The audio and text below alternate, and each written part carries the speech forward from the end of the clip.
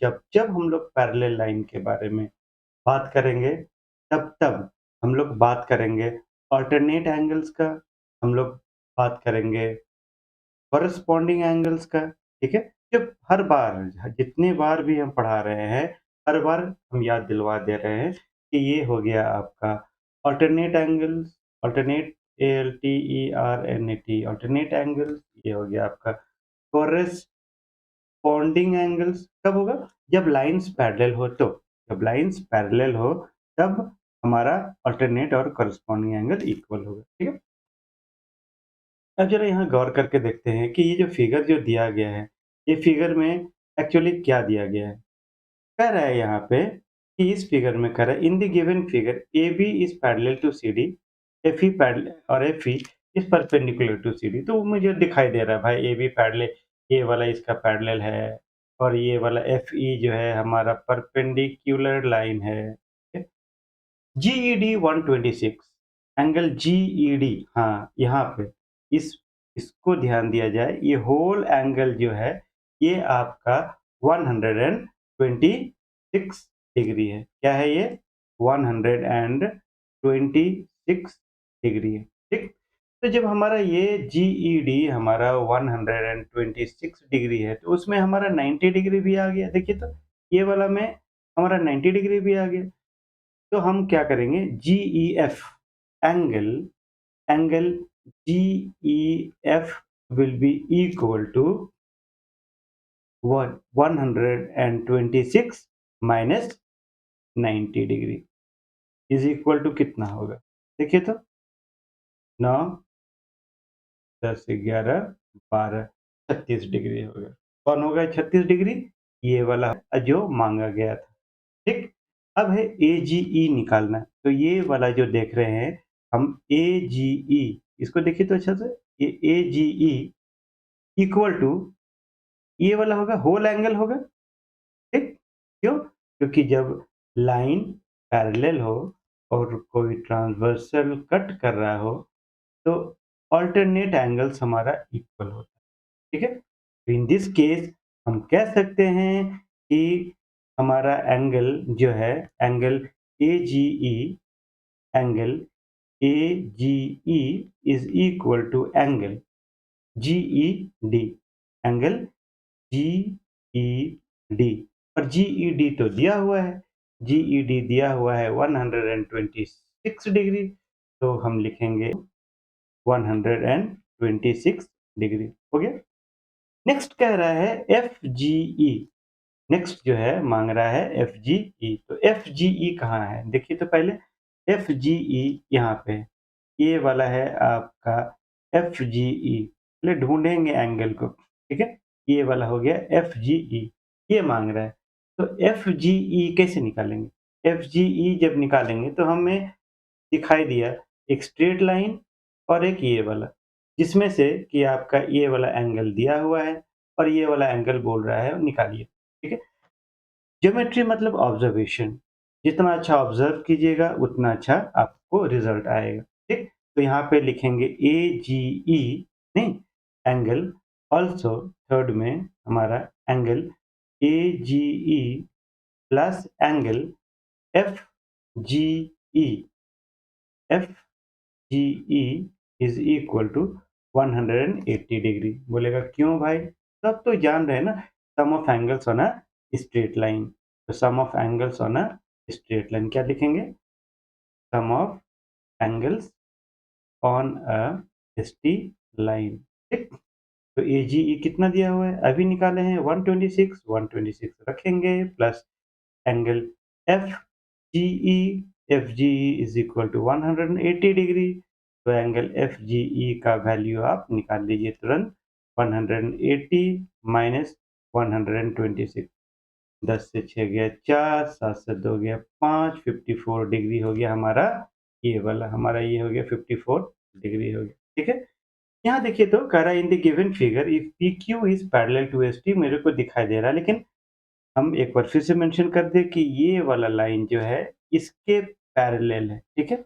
ये थोड़ा-सा नीचा है, ये थोड़ा-सा ऊपर है, ST हमारा ऊपर है, PQ थोड़ा-सा नीचा है, ठीक?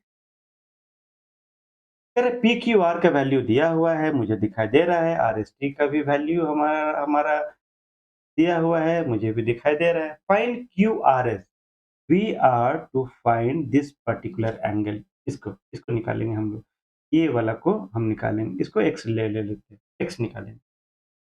हिंट में बुक में दिया हुआ था, क्या दिया हुआ था हिंट में, कि draw a line parallel to S T through R. तो थ्रू आर हमने एक पैरेलल लाइन ड्रॉ कर लिया। तो अब ये जो लाइन है हमारा, इसके भी पैरेलल है, इसके भी पैरेलल है, ठीक। अब जरा गौर से देखा जाए यहाँ पे कि हमारा ये वाला लाइन जो है पी क्यू के पैरेलल है। तो जब ये वाला लाइन हमारा पी क्यू के पैरेलल है, तो इसको बताने के पहले हमें ये बताना पड़ेगा कि अगर कोई दो लाइन पैरेलल हो और कोई ट्रांसवर्सल कट कर रहा हो, तो आप देख सकते हैं कि ये वाला एंगल इक्वल टू ये वाला एंगल है? मुंडी डुलाओगे, बोलोगे हाँ, नहीं, ये एंगल और ये एंगल इक्वल नहीं है, ठीक? लेकिन ये वाला एंगल ए और ये एंगल बी दोनों मिला के 180 डिग्री होना ही होना है, और इसको हम लोग कहते हैं को इंटीरियर एंगल। क्या कहते हैं? को इंटीरियर एंगल। एक बार फिर से, अगर ये लाइन ये वाला पैरेलल हो और कोई ट्रांसवर्सल कट कर रहा हो, तो हमारा ये एंगल और ये वाला एंगल ए और बी इक्वल तो होगा नहीं, लेकिन ए और बी मिला के, ए और बी मिला के 180 डिग्री होगा, ठीक। इसको क्या बोलते हैं? को इंटीरियर एंगल बोलते हैं हम लोग, ठीक है। जैसे गौर करके देखिए, तो हमने जो ये वाला जो फिगर बनाया है, यहाँ मैच कर रहा है ना, ये 130 है, तो ये वाला भी होगा 130 डिग्री। सॉरी, अरे बाप रे! हमने क्या कर दिया? ये 130 है, तो इसको मान लेते हैं हम लोग ए, ठीक है? तो 130 प्लस ए होगा 180 डिग्री, इसको बी मान लेते हैं, ठीक? तो 110 plus B equal to 180 degree होगा, ठीक है? तो अब आ जाइए, फटाफट हम लोग करते हैं और ए और बी को तुरंत हम लोग निकालेंगे।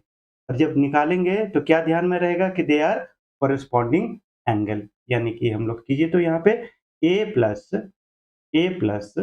यहाँ पे एस टी है ना, तो एस टी है तो हम लोग बोलेंगे A plus 130 is equal to 180 degree. बोलेगा क्यों भाई? तो बोलेंगे को इंटीरियर एंगल से, ठीक। ए का वैल्यू कितना होगा? 180 minus 130 is equal to 50 degree. ये निकल गया। अब आ जाइए, वही अप्लाई करेंगे हम लोग, बी में अप्लाई करेंगे, मतलब 110 B plus 110 is equal to 180 degree. तो बी का वैल्यू क्या होगा? 180 लिखना पड़ेगा यहाँ, को इंटीरियर एंगल्स लिखना पड़ेगा। I hope you people are understanding. नया नया नया चीज है तो थोड़ा सा जो है एक दो बार देखना पड़ेगा, ठीक है। 180 माइनस 110 कितना हो गया? जरा सा देखिए तो, 80 माइनस 10 इक्वल टू 70 डिग्री। तो यहाँ पे ए का वैल्यू जो है आपका निकल गया, यहाँ पे ए का वैल्यू 50 डिग्री हो गया और यहाँ पे बी का वैल्यू हो गया आपका 70 डिग्री हो गया, ठीक। अब गौर करने की बात है कि यहाँ पे हमारा ये स्ट्रेट लाइन है, ये वाला स्ट्रेट लाइन है और हमारा इस तरह एंगल है, एक 70 है और एक 50 है, तो ये वाला x नहीं निकलेगा क्या? 70 plus x plus 50 equal to 180 होगा ना जी। Sum of angles on a straight line equal to 180 होता है कि नहीं होता है? तो उसी तरह हम लोग कभी शुरू करेंगे। Also also 70 plus x plus 50 is equal to 180 degree. बोलेगा क्यों? इसका रीजन है इसलिए क्योंकि they are angles on a straight line, angles on a straight line. तो x प्लस कितना होगा? 5 12 is equal to 180 degree, x is equal to 180 minus 120 degree. देखो, पढ़ाएंगे तो सीरियस तो रहेंगे, ठीक है ना। अगर पढ़ाई अगर सीरियसनेस से अगर नहीं किया जाए तो फिर कोई मतलब नहीं है। अब यहाँ पे आके हम हैं हूँ अगर करेंगे, ठीक है, तो कोई फायदा भी नहीं।